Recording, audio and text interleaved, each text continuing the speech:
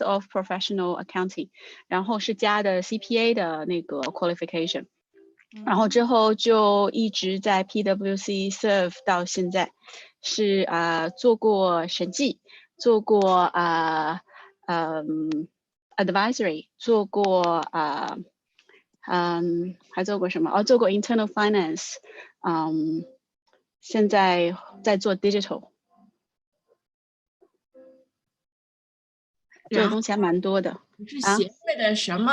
协会的我是 ACAA， 我是 ACA 的悉尼的president， 然后我也是 CPA 的那个叫什么counselor， 然后协会的 board of director 之一。我介绍完毕。Vivian， 你介绍一下自己吧。大家好，我是 ACA 协会的 Operation Manager Vivian，基本上就是组织大家来参加各种各样我们协会的线上，将来肯定是线下的更多的一些活动。很高兴今天大家能够加入进来，因为我们今天的信息量还蛮多的，然后我们也请到了本身是我们2位委员会的成员来做分享，另外我们还请到了外部的 LinkedIn Learning 的 Henry 来做关于怎样用 LinkedIn 来拓宽你的这个 network， 怎样子用 LinkedIn 来找工作。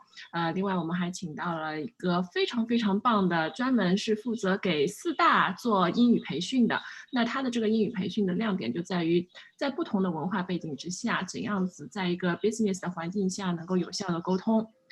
所以今天很值得来听一听。对，说到这个最后一位，其实他是我之前就是我刚进公司，我们部门就组织，就是如果你是非英语背景的，就可以去上英语课。那他就是我当时的英语课的辅导老师，也是算那个什么公司一个 benefit， 但是当时还蛮开心的，每一周1堂课。很贵的这个课。是贵有贵的地方，效果应该非常好。然后我们很多，其实对我来说，就是说，你自己去练英语，跟别人就是搀着你走，然后你可以有不同的效果。因为如果是别人就是带着你，你可以学到的东西比较系统性，比较有规范。然后你自己乱七八糟的乱看或者是怎么样的，我倒反而觉得没有那么好。所以今天我们也会把这个英语课程有一些浓缩的一些 tips 亮点，能够在今天做一下分享，让大家知道一下，就是说怎样子在一个因为其实大家都学英语，而且能够读完书留下来在澳洲申请 PR 的，我相信英语也都是已经非常棒的了。但是大家往往在职场上面还是会觉得，不够，我的英语能力不够。那为什么呢？其实有的时候并不是说你词汇量不够，语法不够，而是怎样子去把你的英语融入到一个不同的这个 culture 之下。大家说白了就是说，我不懂你的文化，但是我要怎么样子有效的跟你沟通，对吧？我觉得现在已经57个人了那个 Mark 在吗？Mark 要说几句吗？可能在吃。我在，不好意思，我在吃饭。那好吧，个下次可以直播吃饭。那个，因为那个这样啊，我简单说一下，就是我们这个系列活动有3场，今天是第2场，也是应该讲信息量最大的一场吧，维文对吧？下一场有你在，信息量肯定也不小。还好，下一场呢，我可能会给大家简单的分享一下这个这个关于会计的这个职业里面的一些工种和一些这个不同工种之间的一些职业发展的方向，以及这些具体的会计工作，每一类的具体的会计工作主要从事哪些工作，需要哪些技能这个可能是下次我跟大家分享的一个重点，好吧？就提前做一个预告。好的。下期其实我们还会讲到，就是协会的一个 internship 的 program，然后也会请到一个 commercial side 这边的一个专业人士来讲，从一个企业来说，对于要招聘一些跟 accounting finance 相关的工作类型，他们想要面试者或者说招聘的人员是具有什么样的资质。从一个很实际的角度来谈，所以对，下一期的活动是下周3同一时间晚上8点开始。那我们现在时间差不多了，我们就有请我们今天的主持人吧。大家好，听见我吗？ OK， 那我们就开始了。今天呢，还是由我主持，我是 Sam， 就上次那个特别紧张主持人。此外呢，在我们的直播间还有另外2位志愿者，他们分别是来自 UNSW 的 Clara 和悉尼大学舒婷。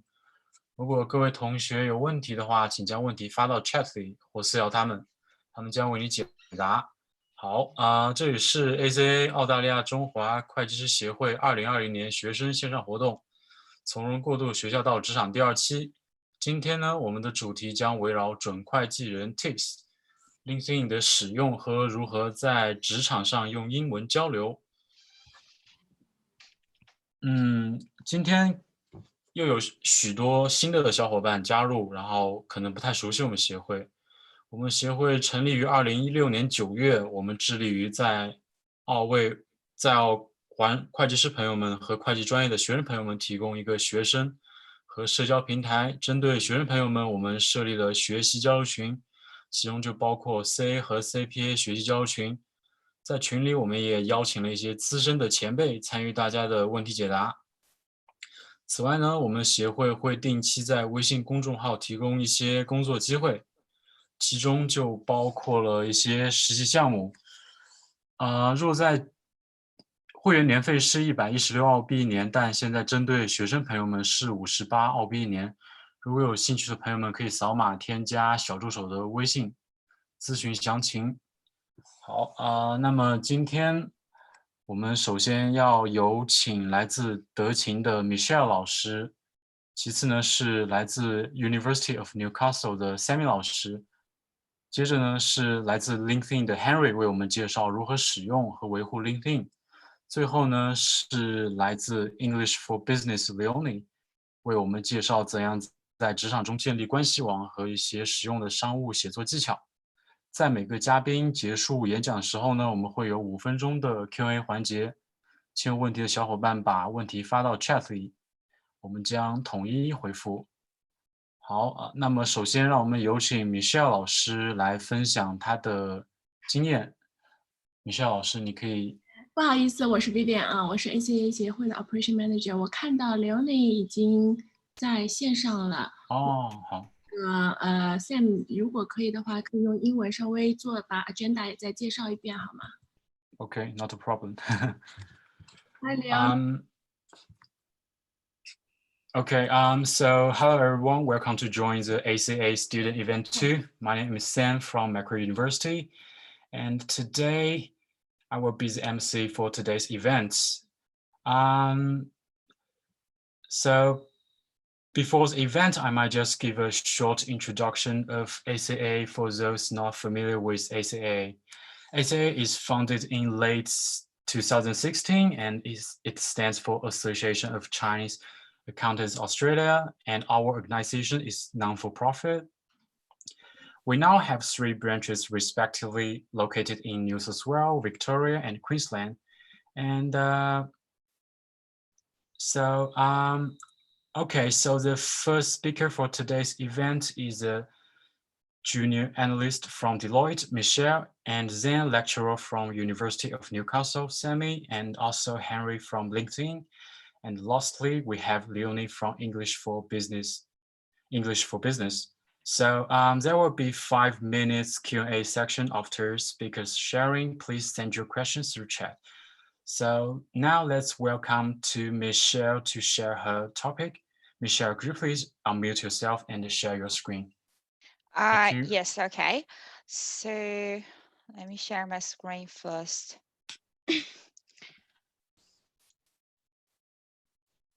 I did my presentation in Chinese, so can everyone see my screen now? Yeah, okay.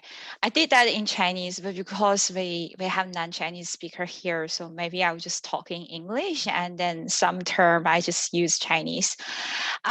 So first, in today's section, I'm gonna focus on how to prepare for interview. in the because interview is an essential part for you to coming over from the university to workplace. So that is compulsory for everyone to go through, and then that is very and then you need a lot of skill to do to go into the interview. So in the interview is not only test what you learned and what you know. More important is you have to express what kind of person you are. You have to let let the interviewer understand what kind of things you want to do and what you can bring into that company, and then in 5 years time what you want to be. And the other thing I want to highlight is you have to be culture fit to the role you apply. So the culture fit part is very blurry. Is no like a benchmark or something to assess you, but that is like it's just purely depends on your communication and then the feeling you gave to the interviewer, so how you express yourself in the interview. So today's section, I'm going to talk about the 4 parts. And then first is in the COVID-19, what is the change in the job market? And then second, I'm going to show you some junior accountant position, and then also talk about in a few years time, how you grow into a senior position. And the third part is I'm going to talk some hot topic in the current status about you may face in the interview. So, and then the last one is just use some typical, I just show you some typical interview question, and then show you some tips like how to prepare that. So the first one, let's look at, okay, so I graduated around I graduated from uni around 2009. So at that time, we just passed the 2008 recession. And then I was really nervous when I go out from the university and then to the workplace, because I can see at the time, there's a lot of my friends, they already found a job, but they be redundant during the recession. And so I kind of feel worry about my future. But when I actually going to the interview, actually being very active on the job market, I found out that things is not that bad.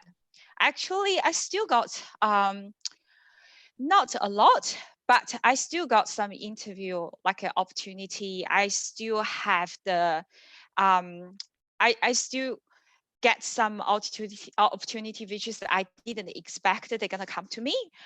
So so in here, I just want to say the current economy is not that good, and then the current environment is maybe make you feel nervous about your future in the job searching. But if you just be prepared, and then when you work out from the university, you may find that something is turned out to be better than you expected. So here I just list out the 3 things you need to know if you want to find a job as a graduate. So first is a graduate program. You know, not only Big 4 have graduate program, also the commercial company, the banks, and then some big software company like OpenText, the IBM, they all have graduate program. And also government have every year government take a lot of graduate. So treasury, education, and New South Wales transport, they all have different kind of graduate program. So you can go to the government website and then just look at what is the criteria you need to meet to apply for those graduate program. I reckon this year a lot of companies stopped or cut off their graduate program, but I don't think that will be a big issue for the graduates, because they still need some new candidates to flow into their workplace. So they may reopen that in the later stage. So, okay. The next one, I just want to talk about if you want to apply for a job, you can use these 3 main sources, which is I normally use to do a job search. One is LinkedIn, and the other one is Seek, and the Career One. So LinkedIn is the best, is the best source to find a job, because you will find out on LinkedIn, you have more job than Seek and the Career One. And especially on LinkedIn, you can follow certain company, which is you really want to get into. And then you will be noticed when they have a job, have a job posted. So you can just follow them and then apply the job once is is suitable. And the third one I want to talk about is a company review. This one is what I didn't do it so good when I do a job search. And I only realized that I can, and then I should look at those company review before I apply for the job in that company. So I think if you're trying to go to those 2 websites, which is Glassdoor and then Seek, you can have a look those company and then the employee, how the employee is talking about this company, and some good, some bad. But honest, some of them doesn't make any sense to me, but most of the comment will give you a hint about what kind of culture the company will have. Okay, so the next one, I will just take some screenshots from Seek. They are all the junior position in accounting. So when you, as a graduate or as a junior staff, you may apply for those jobs. That's just the title, which is a little bit junior in the finance workspace. So you can see the average salary is around 60K. I think graduate program will have especially Big Four, will have a lower salary than average. Yeah. No, I think ours is 65 around. Oh, really? Yeah. Yeah. So but a little bit different. Probably the price is the package price, and yeah, this one is plus super. Yeah, that's it. That's the difference. Yeah, we got similar in Deloitte. Is kind of similar, 55 plus super, something like that.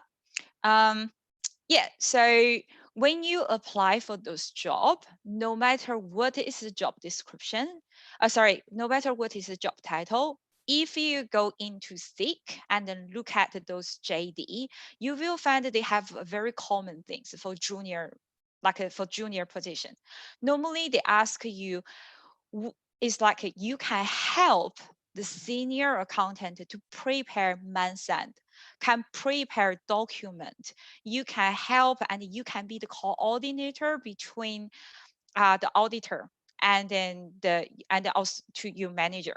So there's a lot of things is involved with communication, because trust me, as a new staff getting into workspace, no one is expecting you to know everything about the company. Everything about the company, or about the industry, about how to do your work. They just care about whether you have, whether you are a quick learner, and then whether you have a can-do attitude, and whether you can communicate with people. At least you know what is the task assigned to you, and when you don't know something, you are not afraid to ask a question. So if you look at my suggestion is you can go on to Seek or LinkedIn and then search for those junior positions and then download the job description and compare them, at least 10 of them, and find the common things. And then just ask yourself whether you have those things ready to go to an interview.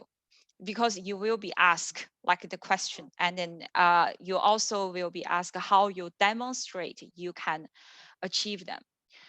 And then after you've been a junior position for a couple of years, there's no, actually from junior to senior is no benchmark. It's not saying like in 2 years time, 5 years time, some might even take their 10 years time to work to another level. It's just I think it's more important is not because how long you work, is what you do know, and then how you apply your experience into your work, like into your current work, and how you bring up into next level. So I summarized the 4 things, which is I think is quite important to grow from a junior to senior level. So first is what you do is like what is the English? I think is the what you do in your position. So for example, if you've been assistant accountant, so you will have more experience about how to do month-end, how to do bank reconciliation, how to do balance sheet reconciliation, how to prepare the document for auditors to review. And then those kind of experience will help you to grow into next level. The other one is something you definitely should have, is like a certification. So we had the discussion in the first section. So ACCA, CPA, and CA. No matter what you are going for, you have to have one. So if you go on Seek and then have a look at the job description and the requirement, I think 95% of the senior role, which is like the salary over 80K, they will require you to have like to be qualified, fully qualified, at least partially qualified, which is showing you are going towards to be a qualified staff. So certification is very, very important if you want to grow into junior to senior. My suggestion is get the certification as soon as possible when you still have the passion about learning. Like just when you just work out from school and you still like you still have the passion about like going to an exam and then pass it, and then you still have like the desire to do it. It's just like when you still have it, just quickly do it. And then the third thing is industry experience. Industry experience is not that important when you're in the junior position, but when you grow into senior position, that is like become an essential experience the employer gonna ask you to have. So for example, FMCG, medical device, financial services industry, they all have their like a very specified requirement, and then they have like the I'm not an auditor. I'm not in the accounting standard area, but I do know, like in different industry, they have different regulation and the standard. Their financial statements need to be prepared in certain way, especially insurance and the financial services company. So because they have like the special requirement, so they need you to have those kind of experience so you can be a senior to lead the junior, and at least you know whether your junior is prepared, the things is right or not. So when you want to grow into a senior position, the industry experience is become essential for you to have. You can you still can cross like apply for different industry, but the successful rate will not be that high when you're going to the interview. So the 4 things like I want to highlight is relationship. So I think I benefit from relationship a lot. The reason why I can I get into Deloitte and to be the senior analyst is because I have a relationship in Deloitte. And then I kept that relationship in LinkedIn. So I connect with my connection, and then I say happy birthday to him when his birthday, when he changed a job, when he get promoted. I all congratulations to him, and then I could talk to him chit chat with him on LinkedIn. I kept the relationship. And then when the opportunity do came, and then he would just like say, hey, do you want to work for Deloitte? Just send me your resume. And then things is just become, I shouldn't say that, but that was quite easy for me to get the job. So the relationship is helped me a lot.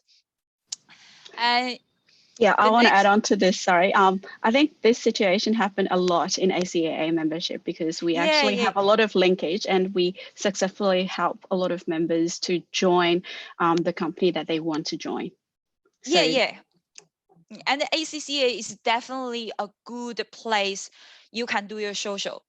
Because like face to face, like if you know someone, if you talk to them face to face, if you guys both attend one event, the feeling is different. People will remember you easily than just randomly run to someone and have an interview. So, and also, I don't know whether anyone realized that on the LinkedIn advertisement is they always say 80% of the job, 80% of the people getting the job from a relationship. So it's just like they connect to someone, and then they may recommend them like to their current employer, and then that will be easier for you to get the job. And then they will, like, the employer is prefer internal referral. So almost every company will pay the referral fee for their staff. So because they encourage all their staff to recommend and then refer their friends and to their company. So referral relationship is a very important, is a key to going to the ideal company you want to work for. And then on this slide, what I want to talk about is what is the employer is thinking about. So look, like, just ask yourself, if you be asked for those questions or similar content of those questions in the interview, what are you gonna answer? So because of the COVID-19 things, so you should know, like, as an employer, what they may think about, what change they may think about their company will go for, and then what the future of their company. So they may think about those 5 questions in their mind, and when they ask you the interview question, they may relate. They may try to relate the question they ask to those 5 things. So the first one, when we look at that, the first thing I can think about is e-commerce, and whether the company will go for e-commerce, and then whether the company will go to transformation and then just use more SaaS software, and then whether they will move like their operation more online, and then rather than depends on face-to-face. And then the second one is just like whether you are flexible enough to adapt to those change. So for some of the people, they may say they just not used to the way we just have like a Zoom meeting. They have to see people face to face. They're not feeling comfortable just like talking to a computer. So whether you are that kind of flexible, can work with any kind of tool, and then can communicate with each other, no matter is face to face or just online. So the third thing is just like they're gonna talking about the tool they're gonna use. So as everyone know, like now we have multi-meeting and Zoom meeting, and do you know how to use those tools? So I think that is quite easy and common, but as a new staff, like just going to the workspace, and then they may not feeling comfortable to use those tools. And then the fourth thing is just like is talking about how you look after yourself. And then the fourth and the the fifth is all talking about the same thing. It's like whether you will or whether you look after your well-being, and then how you deal with your healthy issue. So I don't want you to be working in the interview and give the impression to the interviewer is like I don't care about the COVID-19. I was just like doing whatever I have. I don't need to following social distance. Like I'm not afraid of COVID-19. So that is not right attitude. You need to show how you look after yourself, how you prevent yourself to be like being sick. So that is benefit both you and your company. No, I'm sorry to you, but you should maybe control the time. Oh, yeah, sorry. We're almost run out of time. Sorry about that. Yeah, okay. I will just quickly summarize.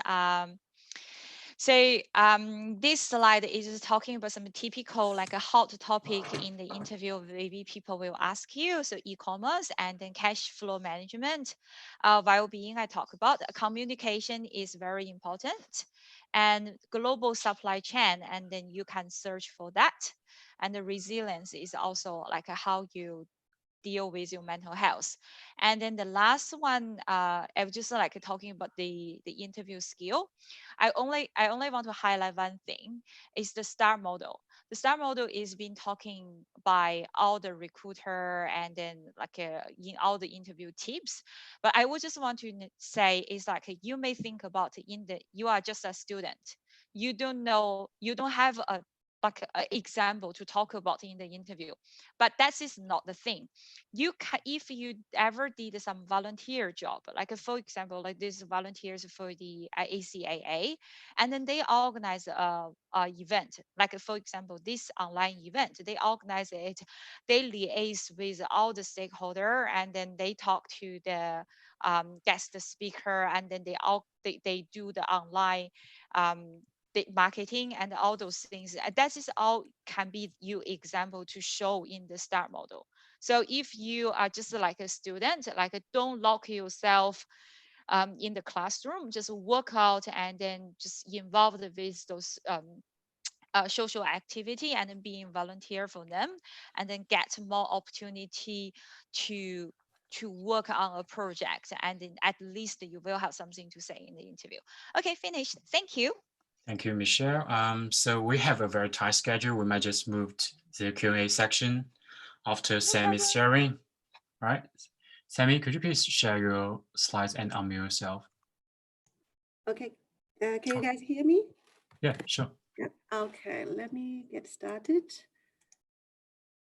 Yeah, thank you for Michelle sharing about some ideas. I think I share similar views.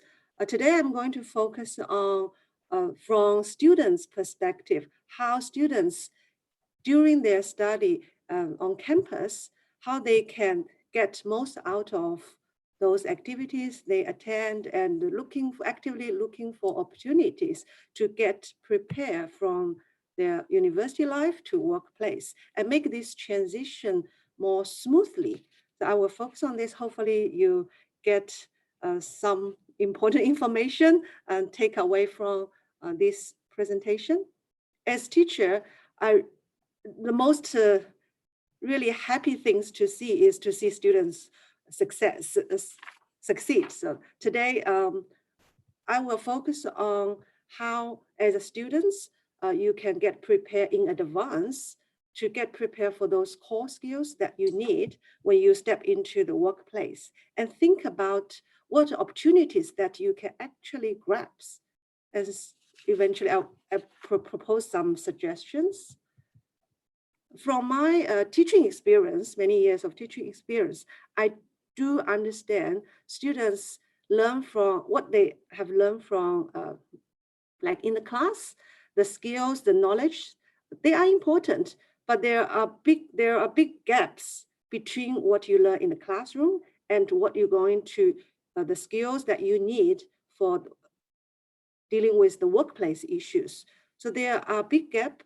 Even at university, we all talk about this. University also know that students need to enhance those, especially for example, soft skills.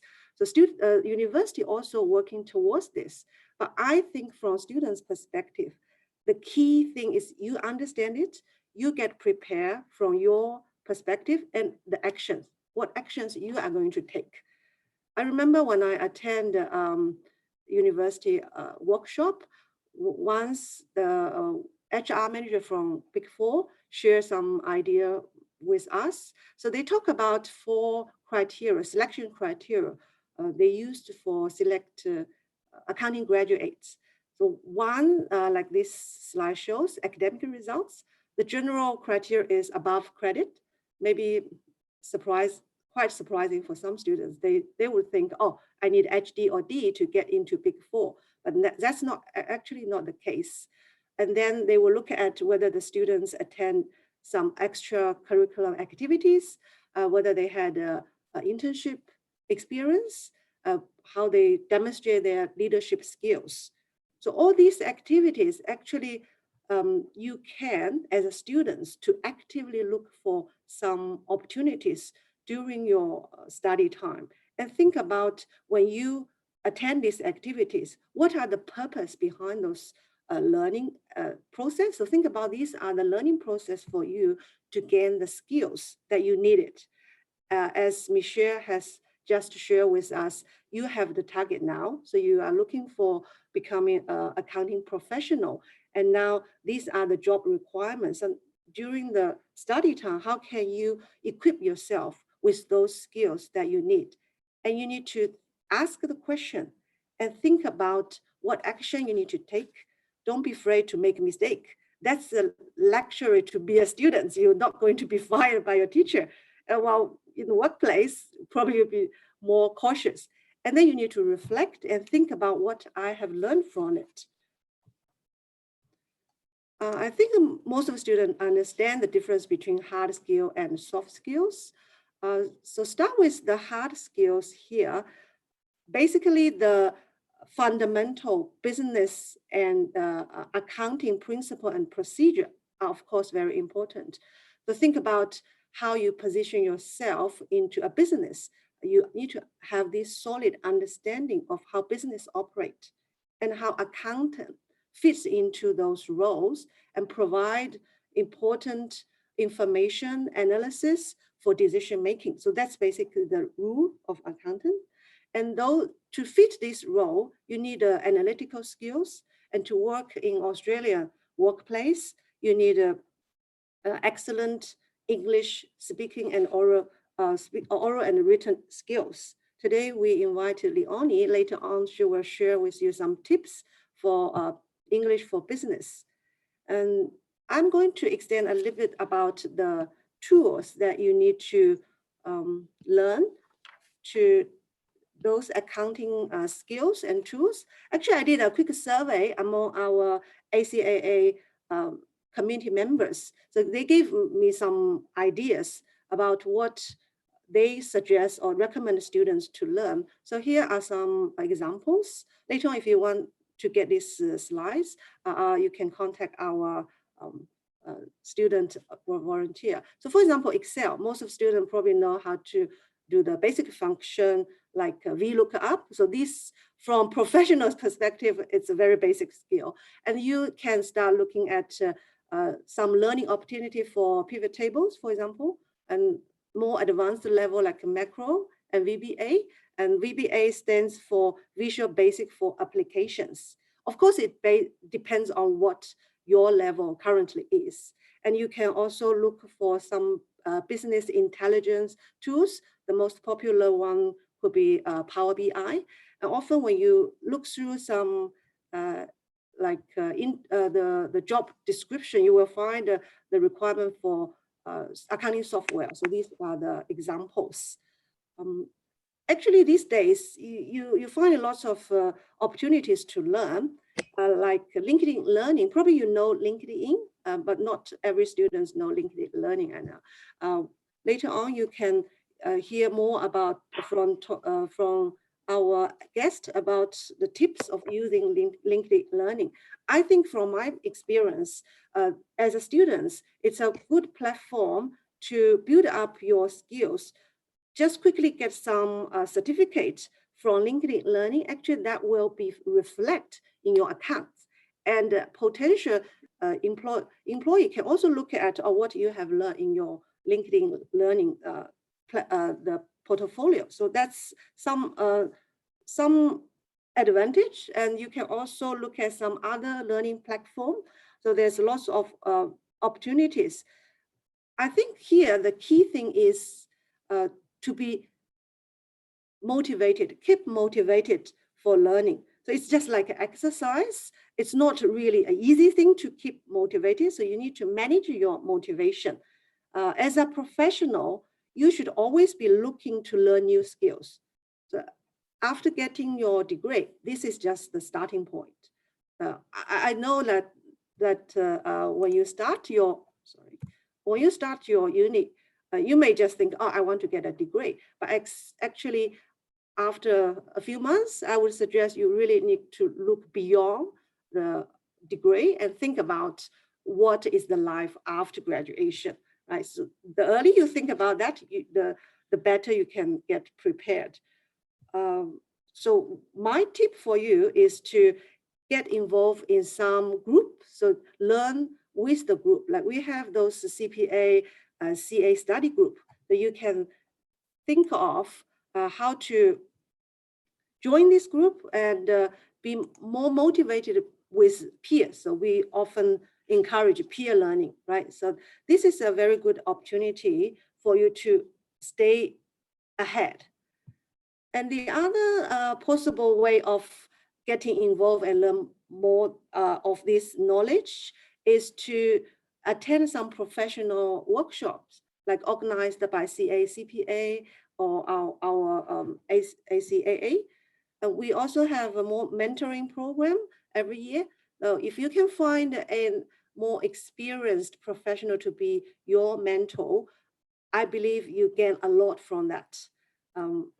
So that's some of my tips to you in terms of the hard skills. And some of the soft skills that Michelle already touched upon. Here I want to answer a question from students actually. Students often ask me, how do they actually get these skills? Not just by reading the book. I think it doesn't work that way. If the book tells you how to solve the problem, you just read it, it doesn't work. So you need to learn it by doing it. So identify the problem that you can solve, and then actively to look for resource to navigate how to solve the problem. Give you a very simple example, writing email. So students often need to write email to their lecturer, to the university. But have you ever thought about, before you write your email, and you think about this is the opportunity to learn how to write a professional email, and go and search some resource, learn from LinkedIn, and find out, oh, this is the proper way to write a professional email. By doing this and using this opportunity, then you learn it. So this is also from what I experienced.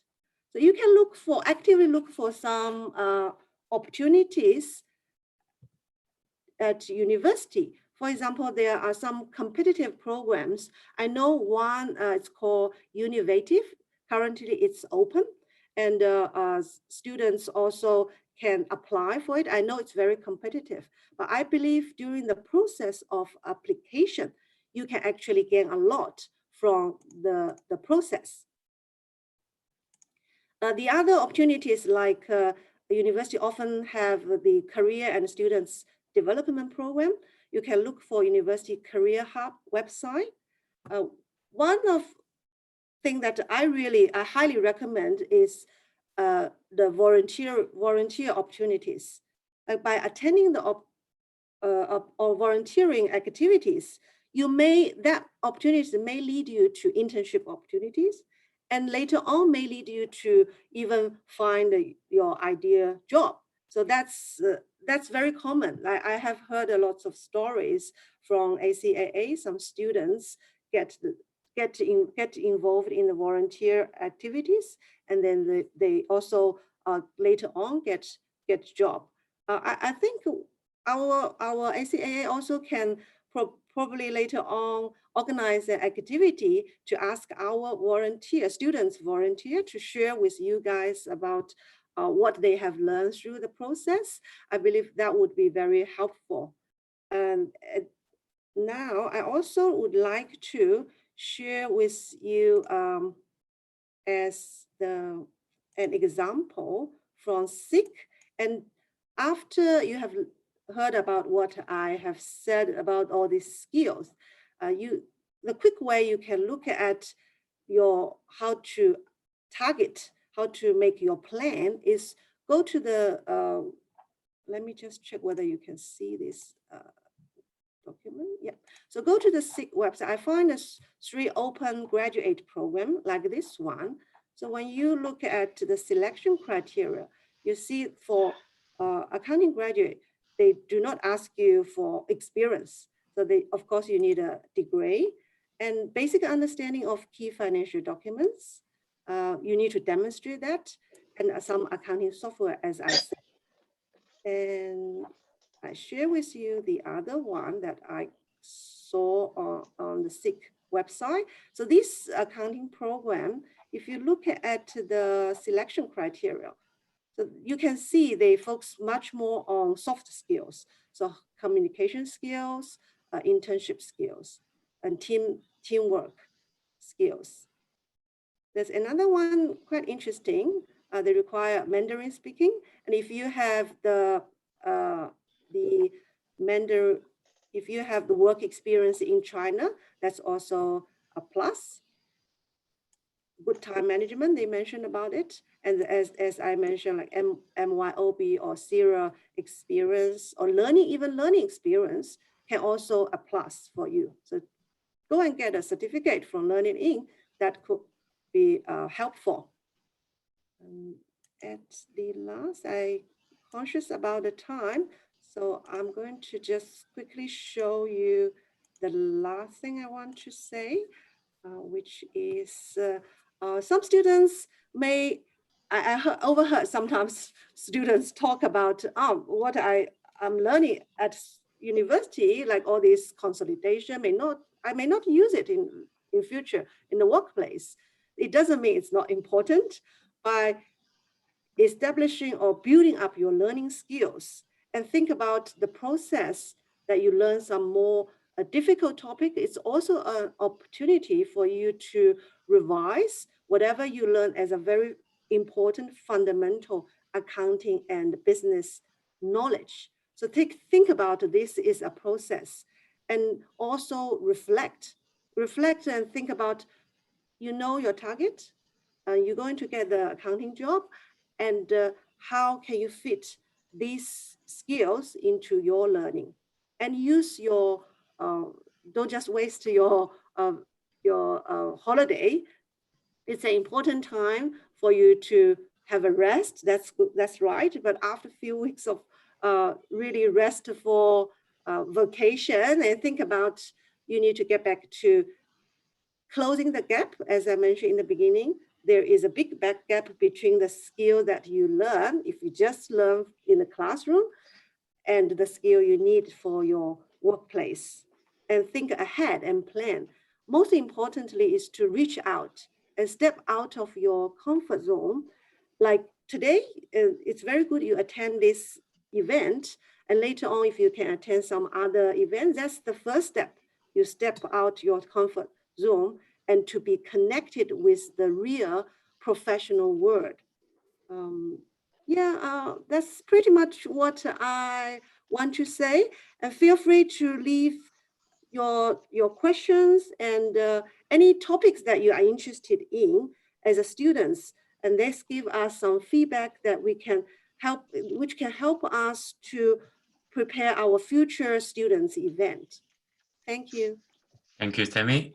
And does anyone have a question? You're free to ask. Let me just check the chat. I think Sammy's comments was really good. Like, make me think like 12 years ago, what did I do when I applied for my job? Then I get my booklet, and I found like I list down I did a research, like what jobs I want to apply. I only apply from this listing. Then after that, like I search what are they and what their website is, and also what's their requirement. And also I list down a dates, like number of days, like I put it in there. I put down when I get interview and which company I have already get the interview. And I can quickly reflect to this little book to see like what's the requirement. And when they give me a short interview that time, like I quickly noted down, okay, I realize, okay, which employer it is, and I can reply on time, because the first time interview is really important. When they call you, it's an interview already starts. So be prepared, do some research and read a lot of information on the website for the companies or organization that you want to apply. Thank you, Sammy. That's a very good way. I think I will definitely do that. Does anyone have a question? Yeah, talk about Rui's suggestion. I think this is also a skills that like organization skill, management skill. You need to manage your time and organize all your tasks. So these are very important skills during the process of application. Even like you apply for a competitive competitive program at university, this is a process that you can go through. Listed it down. Yeah, so think about that. Very good suggestion. Yeah. Thank you. I got a question for Sammy and Michelle. So I'm a third year student, like final year student, and I was thinking, what is the most valuable things for me to do at the current stage? Do you guys have any suggestion for me? Any suggestion? Michelle, do you want to? Yeah, thank you. Hello. Yeah, Hi. I can talk now because my husband was having like a business call just like in the same room with me, so I will just mute myself. Yeah, I think because I was just trying to think like when I was a student, what I did like to find a job, because I would just like recall my memory back to that time. I think what I like, of course, I have to skill myself. So I learned the software which is very popular at that time, which is called MYOB. That was the only thing I know. So and then also I get a tax return certificate from HR Block. I don't know whether anyone heard about that. So like that is like a chain, a tax return, small tax agent, like to do tax return. So they have like a certification program, like you go into there, take the course and pass the test, and then you can have the certificate. So I did all of that. And then I think that is made me a little bit stand out at that time when I trying to apply a job, because not like normally most of the candidates, they don't have those certificates. But if like but talk about now, I think what Sammy talked about is very important. And then at least you should know how to use those BI tool.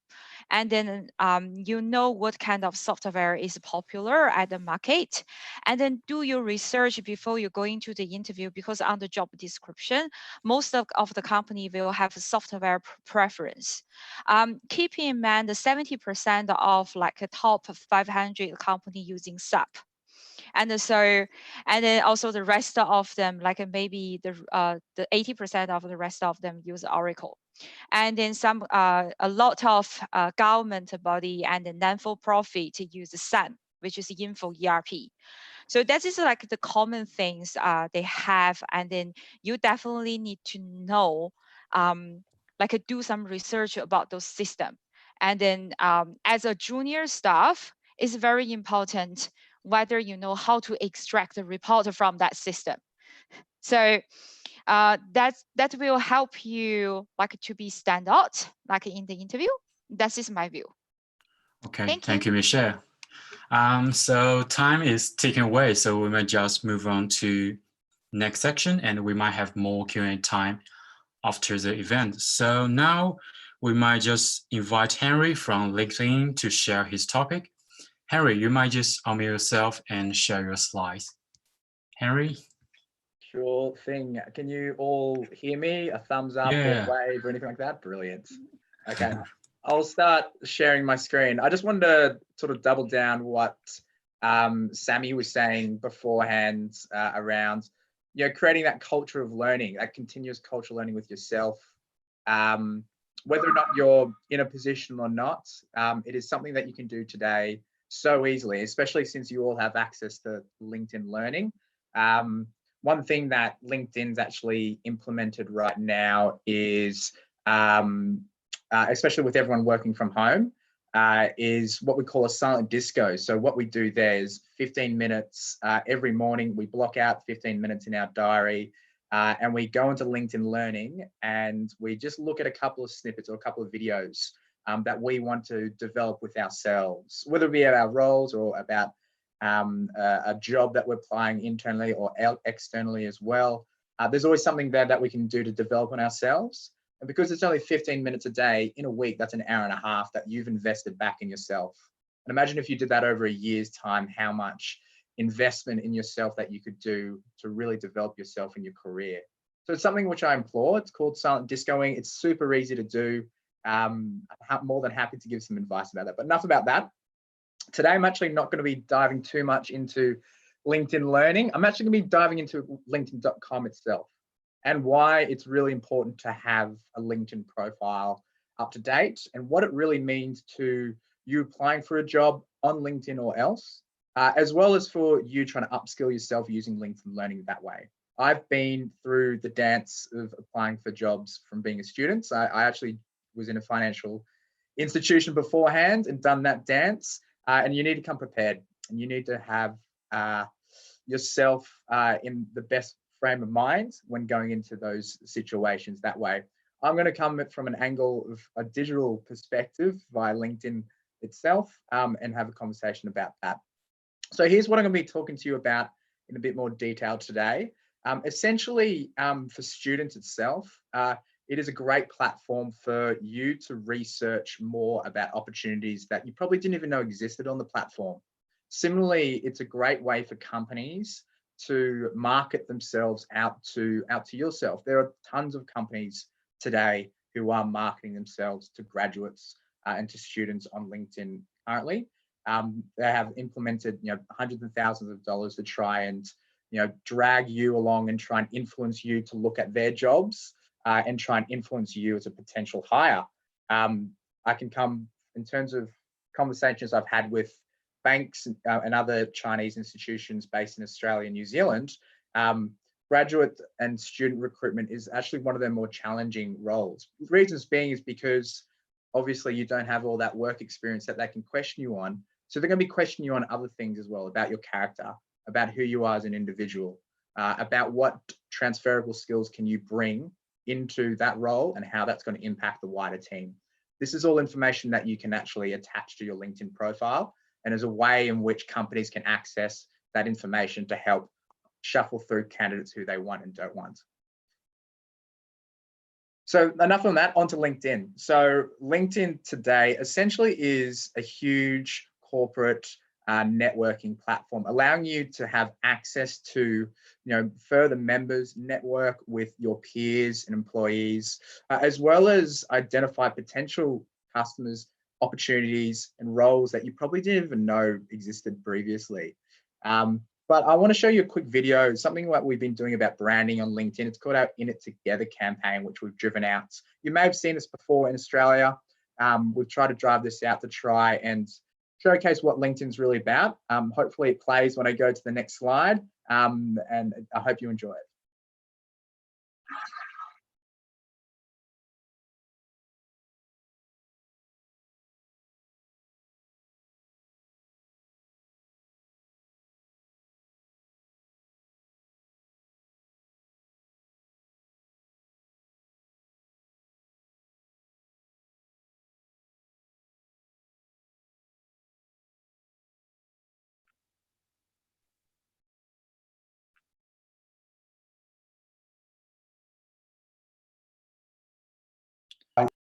Sorry, Henry. The video is a bit lagging.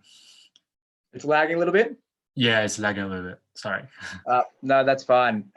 Essentially, the underlying message was that we're all in it together. Like, whether it be you trying to develop yourself and be a better candidate, or you're currently in a role and you're trying to find that next position for yourself, it's something where we're all going through this journey together. And the best thing about that message, it has nothing to do with, you know, the academic element about you guys. It's all about doing with you as a person. And that sort of leans back to what you should be thinking about when putting on your LinkedIn profile. Who are you as a person? That sort of leans a bit more to LinkedIn about our mission and vision. So our vision today is to create economic opportunity for every member of the global workforce. Our mission is to connect the world's professionals to make them more productive and successful. The two very powerful things that we try and drive, whether it be from leadership all the way to the top, all the way down to employees such as myself, and even out to our members on LinkedIn as well. Really trying to add value, not to just companies who are using us for recruitment, for learning with their employees, but also for our members as well, to help them, guide them to that next play that they're seeking. So why LinkedIn? Like, why should a student think about going onto LinkedIn in the first place compared to everywhere else? Like, what is it that we have that's different to every other platform up there? And the reason is because we have so much more opportunity at your fingertips. LinkedIn's not just a job board. It's not a place where you can just go on and apply for jobs. It's a place where you can also connect with other students and other peers and be able to identify opportunities that you probably didn't even know existed had you not been on the platform that way. But for you to be able to get that access, in order for you to not just find those people, but also let people find you as well, you need to have a LinkedIn profile. And that's what I'm here to sort of show you today. The way that we do that, and I'll go through this quickly, I don't want to go bore you in this moment, but the way we do that is that on the back end, LinkedIn has a ton of algorithms running at the same time. We're trying to match those graduate jobs with yourself, and we're trying to find that equilibrium point.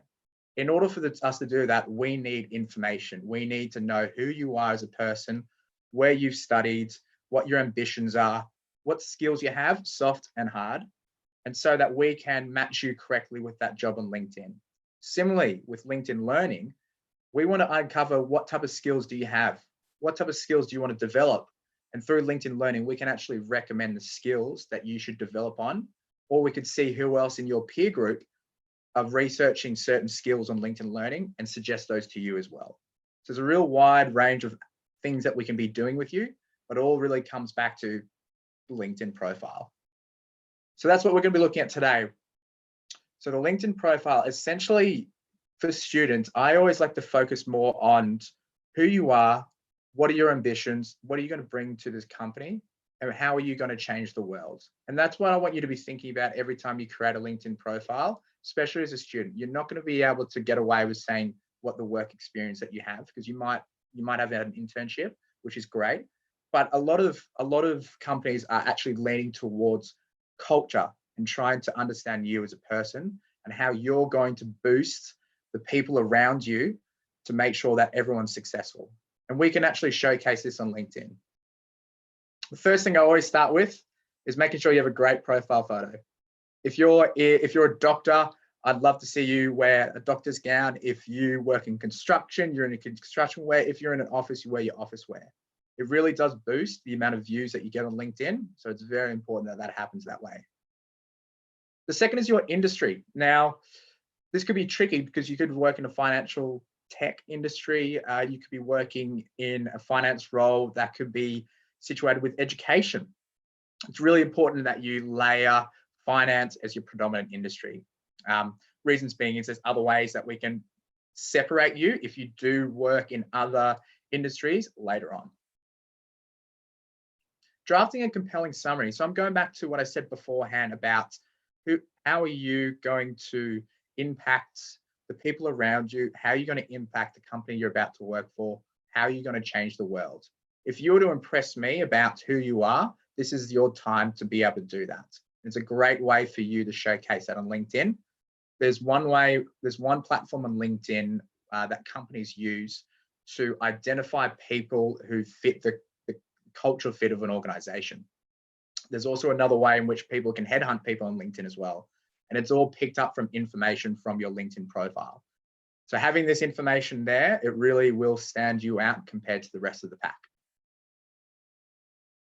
Work experience, pretty self-explanatory. Again, I like to stick with what I was mentioning beforehand, but maybe tailor it a bit more. If you had an internship, what did you do in your role? How did you impact the business? How did you provide value to your customers? Or how did you provide value in general? Because you're thinking again about yourself, about the team, about the world. Add media about the work you're working on, that you're working on as well. A great thing to note about LinkedIn is that video content is the most powerful content on LinkedIn. You'll have higher engagement points if you post video content compared to just having a normal piece of information put up yourself or just like a photo that way. Video content is really live and it can really help enhance your profile that way. Volunteer experience. So this is going back to who you are as an individual. If you do have experience in this space, I implore you to put that on at the moment. I used to be a lifeguard back in the day, and I used to put that on LinkedIn. The amount of times that recruiters would ask me, "Oh, tell me about your time, working at that pool." Like, it was always a great way to create a relationship with that recruiter. And like was said beforehand, once the recruiter calls you from the very start, the interview starts straight away. It's a great way to create rapport with the recruiter. Skills and endorsements. So this is probably the most important part. What skills do you have? Now, understanding that in finance or as students, you want to be developing and you want to be showcasing what specific niche you'd like to be working in. Or similarly, you might have a broad range of skills. What I like to suggest is having a mix of hard and soft skills attached to your LinkedIn profile. Again, going back to what companies are doing today to try and find students on LinkedIn, they're headhunting. They're ones who are proactively sourcing talent, who are quite progressive with their strategy, will be using LinkedIn to shoulder tap those people they want to have conversations with. And one way, again, that they try and narrow down to that candidate is through the skills that you have. So I really recommend that you put the skills up. Secondly, obviously to LinkedIn Learning as well, we can learn so much about who you are. That way we can recommend relevant content to you so you can upskill in skills that you have, but also maybe skills that you don't have, but your peers might have, and try and develop you more as a relevant candidate that way. Recommendations, pretty straightforward. You can get one requested from your previous manager or maybe even someone from the university that you were at. This is again a great way for the recruiter to understand more about you and create a bit of validity about who you are as a person. And finally, last but not least, please don't forget to put in the location, education that you have had previously, any publications that you've written, whether it be at the university or you've actually written on LinkedIn itself, and accomplishments as well. This isn't all about work. This is all about who you are too. So if you've done any sports, if you've done anything from a cultural perspective, and you've won any awards from that, I really recommend that you put it on the platform that way. One last thing I'll show you before I jump off is if I was searching for, what I might do is stop sharing this screen and put up another screen. Bear with me 1 second. If I was job hunting, if I was on LinkedIn and I wanted to stand out to recruiters on LinkedIn and flag to them saying that, hey, I'm really looking for a new job right now, but I don't have time to apply for jobs or write up resumes or whatever that may be. This is something that you can do when you're in that moment at that period in time. So I've gone to my LinkedIn profile. What I can do here is go to my profile here, and you'll see, once this loads, this little part here in it too. So this is going back to our branding campaign. If we click that, you'll find here it says find job opportunities. Pardon me. If I was to click on this, this will and say add to profile. This will send out a private signal to those companies who have invested in that recruitment software to proactively shoulder tap people on LinkedIn. This is completely private. It's not visible on your LinkedIn profile, only to you and those customers that do have that access. And let's say you're currently working for a PwC or a big organization who more or less would have a platform like this. They wouldn't have visibility into their employees who do have this switched on. So it completely protects the member that way. But this is a great way for you to get that visibility to recruiters. I would say, what position you're interested in, which locations, what type of work you're looking for, add that to profile. you'll then be visible to those companies that you want to be targeting you, and start having those conversations with that recruiter. The final thing is, again, LinkedIn Learning. I love LinkedIn Learning. It is fantastic. I won't go too far into this just for time, but you all have access to this platform, and this is a great way for you to upskill yourself. If you are looking to develop hard skills, we can look into developing that on the platform. But those soft skills, which were mentioned before by Sammy, about trying to transfer into those accounting positions and really trying to develop those interpersonal skills, this is a great way for you to be able to develop that. We spend about $165 million per year in our video quality to ensure that you guys have good content to try and upskill yourselves in.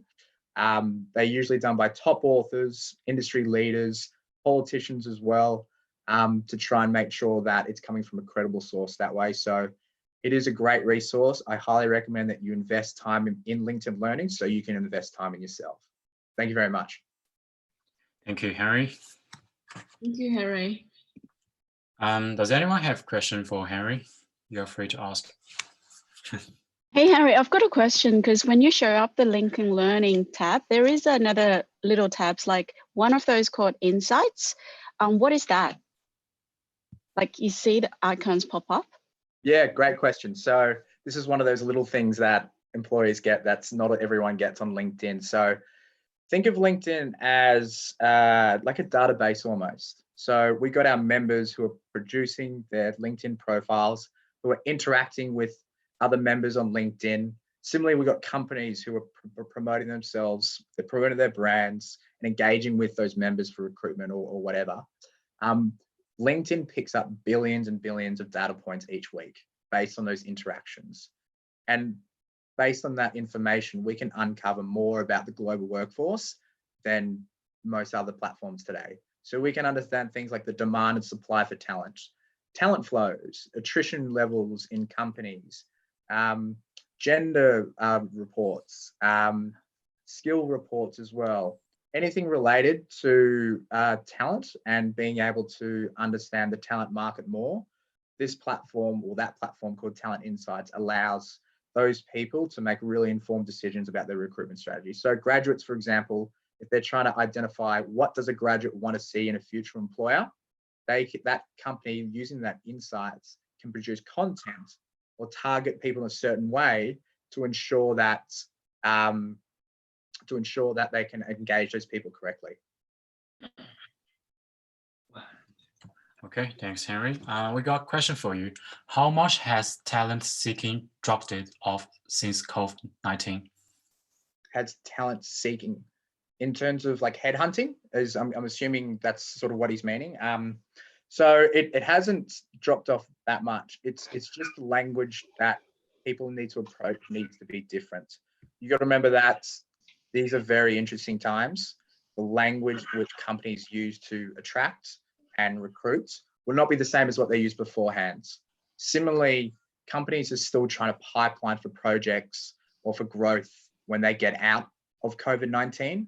So the likelihood of them dropping off is actually quite small. Okay, thanks, Henry. So again, time is ticking away, so we just need to move on next section. Next, we shall invite Leonie from English for Business to share her topic. Hi, Leonie, you might just unmute yourself and share the slides. Hi, guys. How's it going?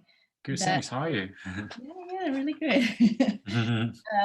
That was really interesting. I was taking a few notes down as we were going through, and it's interesting to hear the word culture come up so much, and well, business English, obviously, that's what I'm interested in. But yeah, I won't muck around either. I'll get straight into the slides and share my screen here. So the thing that came up first in my mind was that I empathize completely with everybody's challenges here and coming out of university and going into the workforce at this time is no doubt somewhat daunting. From my perspective, I think that idea of courage and stepping outside your comfort zone is is incredibly important right now. I lived and studied abroad, and I know how difficult that can be, and doing it in another language. Complete respect, everybody. Also, I just wanted to acknowledge a little bit what we were talking about in terms of your other skills and what you're doing outside of, you know, your hard and soft skills, I guess. I have a background in theatre as well as English literature and storytelling, essentially, and I've brought all those things in, which seemingly might be unrelated to my job and what I've created, but it's one of those elements, again, that often leads to many conversations, and that's what you need in order to hook into conversations that lead you somewhere.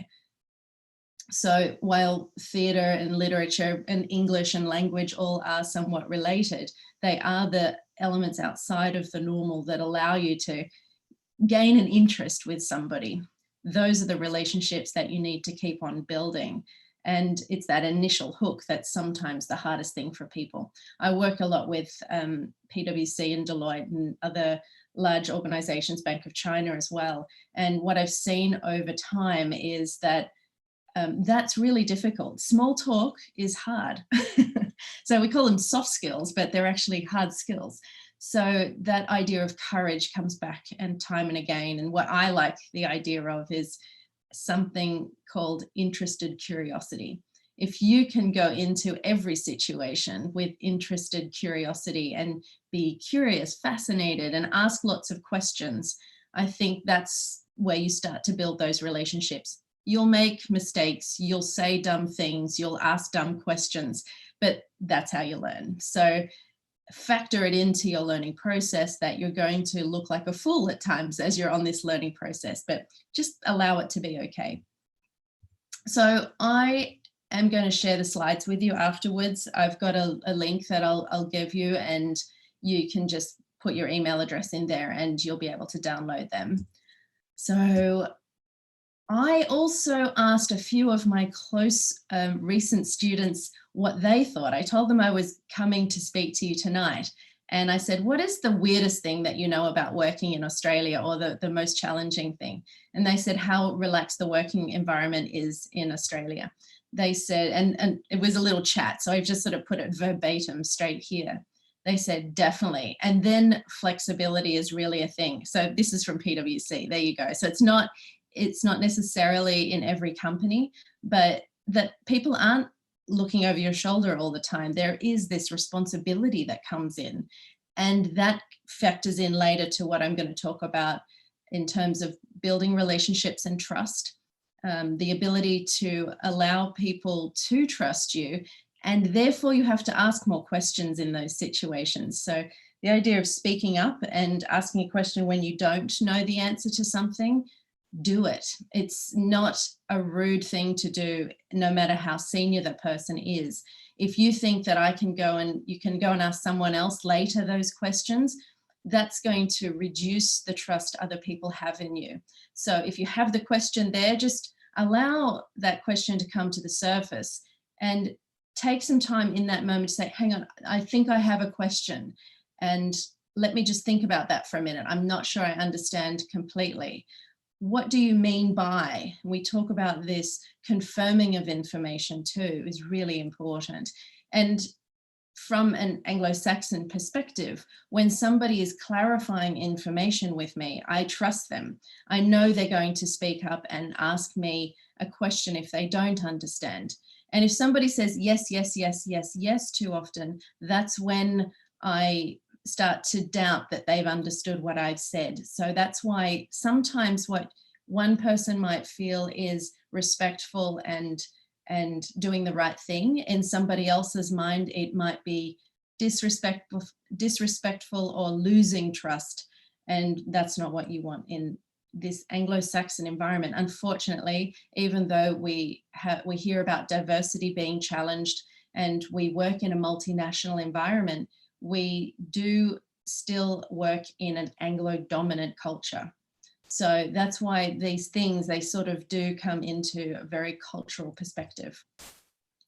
That's deaf only at PwC, someone said. So it's not the case for all firms, not even the other big four. So know that sometimes you'll get a lot of flexibility in your working arrangement and other times not so much. So these are just little data points for you.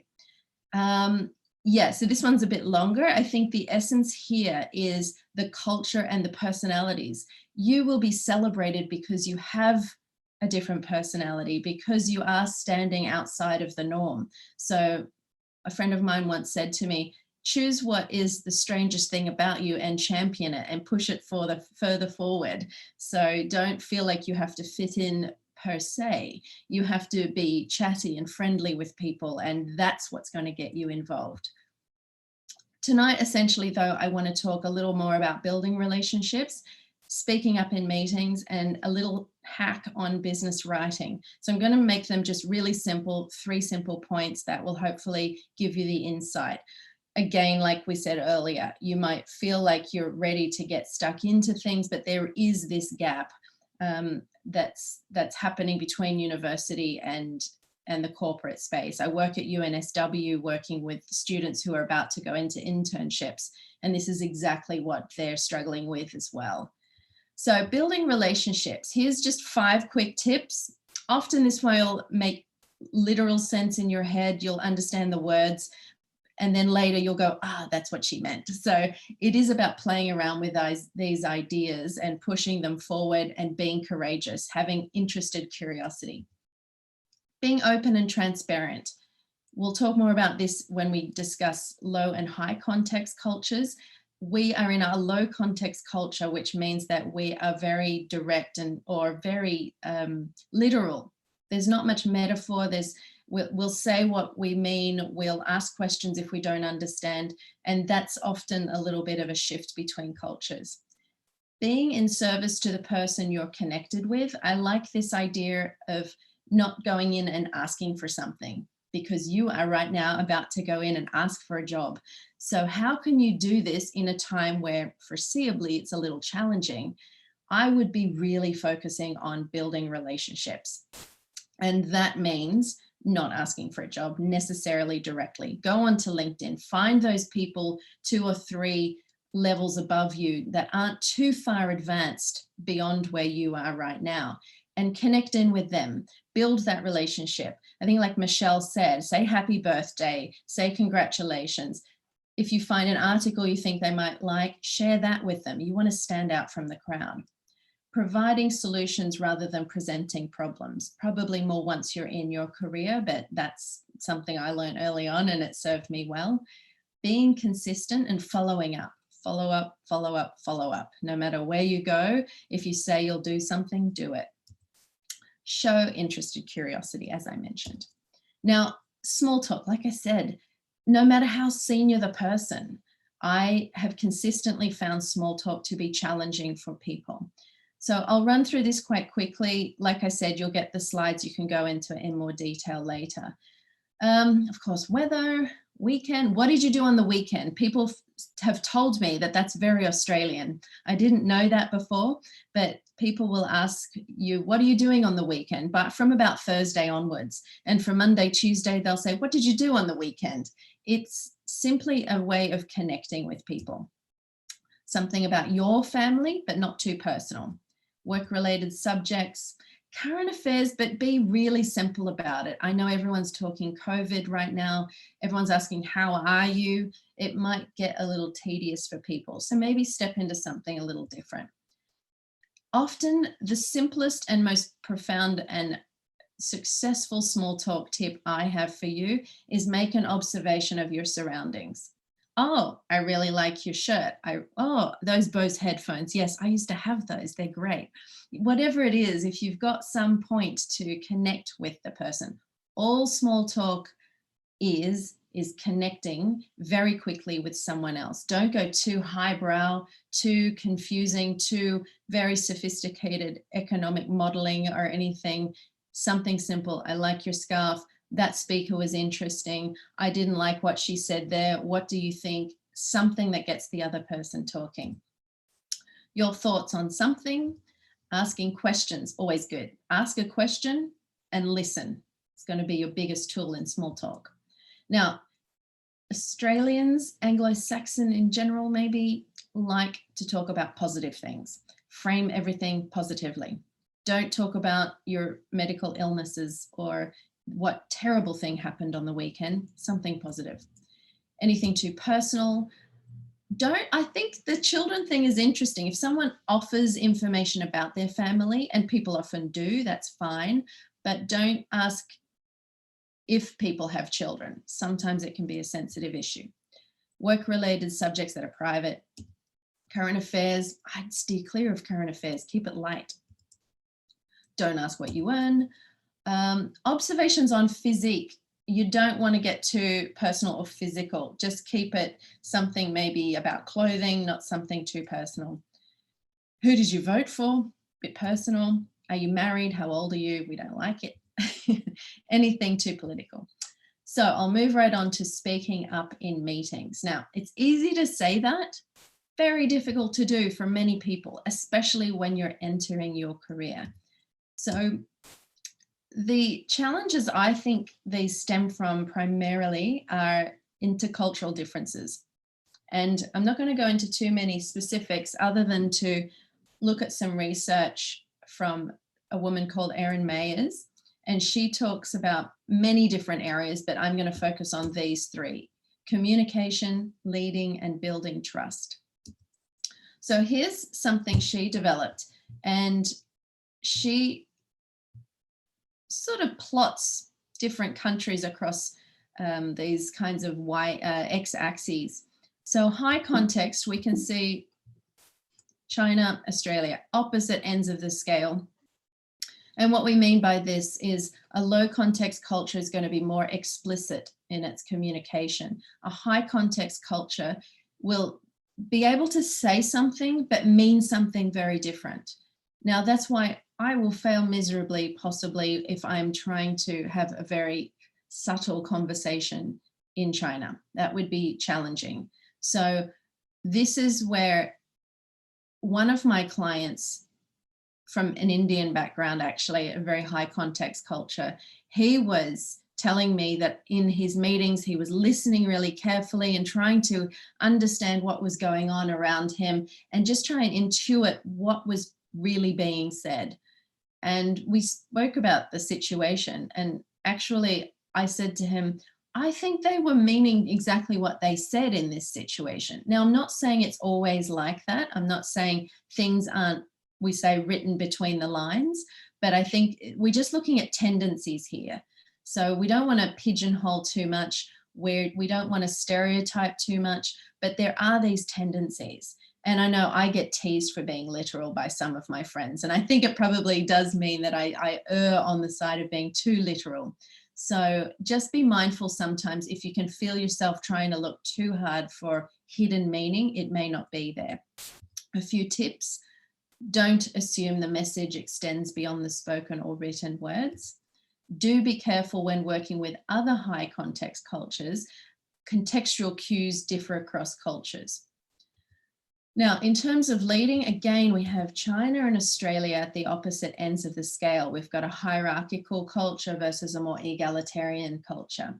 So what might that mean? I think Australia particularly, we have a very flat hierarchy. And as you can imagine, just by the simple shape of that, somebody who is operating at this level will have to know a lot more things across that hierarchy. Whereas if it's like this, you might have one job to do and report up to the person above you. So there is a bit of a literal understanding of that. But the suggestion is, do coordinate action and even express disagreement with those who aren't at your level in the organization. That is okay. I work with a lot of people on a program called Conflict Anew, and we build around a communication model that helps people express their disagreement or express things that are difficult to express. And this is one of the most valued part of the courses. And it's not just for other cultures. This is something that everybody does pretty badly. If I've got to have a difficult conversation with somebody, how will I do it? Don't copy the boss in emails unless it's clear to the recipient why you're doing so. It can look like you're going above somebody. Don't assume that seating represents a hierarchy. And meetings are attended by key stakeholders. You as a junior may be invited to a big stakeholder meeting, and that means speaking up. You can't just be quiet. Now, trusting, again, at opposite ends, we've got relationship and task-based. So a task-based culture, you want to follow through on commitments about what you do. Do report on your accomplishments. This is also something that is sometimes very uncomfortable. Telling people what you've done, how well you've done. Don't assume a friendly conversation is indicative of a deep relationship. People feel that Australians, I think, are sometimes a little transient and not very sincere because we're very chatty very quickly, but it's sometimes a bit of a shallow relationship. Don't discount the importance of relationships. However, relationships are key. I think most people said that, I think there was one quote, 80% of jobs are found through people they know. I can't agree more. I think most of my jobs have been gained through people I know. I'm going to skip through here. You'll get the slides, you can read through that. I just wanted to get to the head-on sentence because this is something that I have to consciously think of to make my writing clearer, more assertive, and it's one of those successful points that it takes a bit of getting used to, but it will make your writing concise and clear. So 3 simple steps. The first time, just write something down. Don't worry too much about it. Just get the idea out of your head onto a piece of paper, write the email however you see fit. But then ask yourself, what is the most important subject in this sentence? It may not be the one you've chosen at the beginning of the sentence. What we often see is people start sentences with there are, there is, it's important to. Already I don't know what that sentence is about. But if you can find which subject in that sentence is key, bring it to the front of the sentence. Then choose a very articulate and clear and appropriate verb. Finish the sentence with an object or a complement, so the rest of the sentence. And that can, so simply put, that might be stories influence professionals. Very simple. I might have said something like, it's really important to tell a lot of stories because in the workplace, it's important to get a sense of a person through these stories and that influences people. Way too long. What's the most important subject? Stories. What's the verb? Influence. What is who am I influencing? Professionals. Again, I'm going to skip through this. Essentially, when you want to put a certain adjectives at the end, sometimes the ordering gets confusing for people, but the clear trick here is to remember it's manner, place, and time. So you can remember that because MPT come in the alphabet in that order. So you might say by making the information accessible, manner, in technical settings, place, and in a short period of time, time. So it might look like this. Stories influence professionals by making information accessible in technical settings in a short period of time. That's the structure of the sentence. With that very simple structure, your life will become easier because you'll be able to write really clearly. So I might stop it there. I've given a couple of bigger examples that you can get from the slides. I've just sort of put those examples because it takes a little moment to get your head around and know exactly what you might write first draft and then second draft. And then a few things about how that comes across differently. You want to be authoritative, you want to be clear, concise, and direct. So that's what we looked at: building relationships, speaking up in meetings, and one golden tip of head-on sentence. If you remember just that one thing, I think your writing will be really impactful as soon as you hit the workplace. So I just wanted to give you a little something here. I'm happy to, when you sign up for the slides, I thought I'm going to give away a 1-hour session. So you'll just have to, and in 1 hour, really, we can just find your top 3 challenges. And I think that's huge. It's really important to go, okay, these are the 3 things that I need to work on. It can be really good to just, then you can go back to LinkedIn Learning and figure out how to do those things well. Just go to my website /ACAA So you'll get the slides there, englishforbusiness.com.au/ACAA. Leave your name and email, and I'll select someone next Wednesday, and I'll email just everyone in the group there. So yeah, there you go. That's hopefully some things that have really just 3 quick hacks to get you communicating clearly and confidently. Thank you, Leonie. Wow, that's a very impressive presentation about how to build a conversation, things like that. Thank you. Does anyone have any question for Leonie? You are free to ask, to send your questions through chat. Thanks, Leonie. This is very helpful. Lots of helpful tips, lots of information. Just wondering, you didn't mention about sports. How actually, when you try to start a small talk with some colleagues about sport, what would be your suggestion? Yeah, sports is huge. I think everybody is really worried because they don't understand the rules of cricket or football or rugby league or union, or even what the differences are. So I think, you know, somebody in your team starts going, go the Rabbitohs, and you're like, what the hell are they talking about? Just interested curiosity. Everything comes back to interested curiosity. You can just say, who are the Rabbitohs? Oh, I don't know anything about this sport. Maybe I'll go for the Rabbitohs. Oh, and then you start watching the sports results on the news and on the Sunday night. I know nothing about football either, but you know, I can pull out a few facts every now and then and throw it in for humor purposes. But I think just be open and honest and say, I know nothing about this game, but I want to learn. That's really helpful. Thank you. Thanks, Sammy. All right.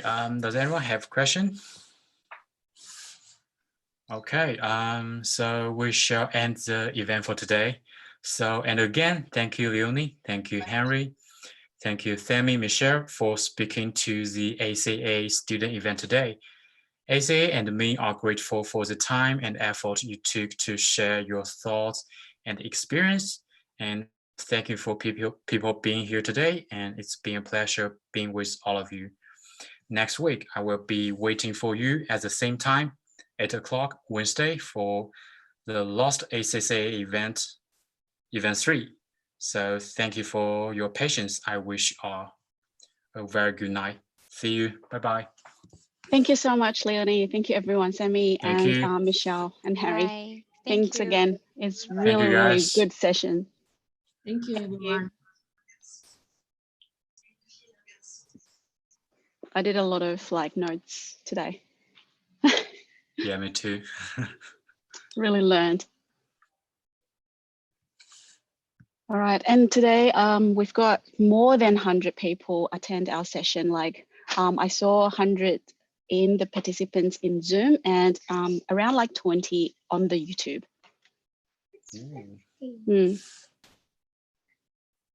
Great session. Thank you. I think a lot of people, they don't want to leave. Probably they have other questions. Now you can speak up, anyone. I'm still here.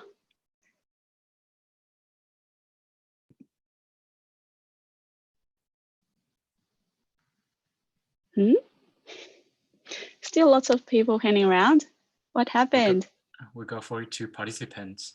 Yeah, okay. Thank you, Caroline. Thank you.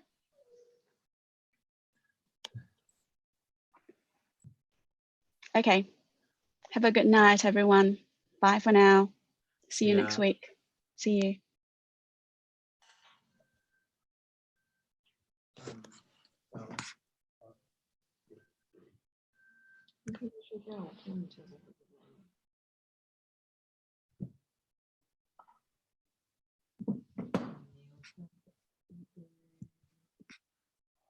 I might just end the meeting. All right. Have a good night, guys.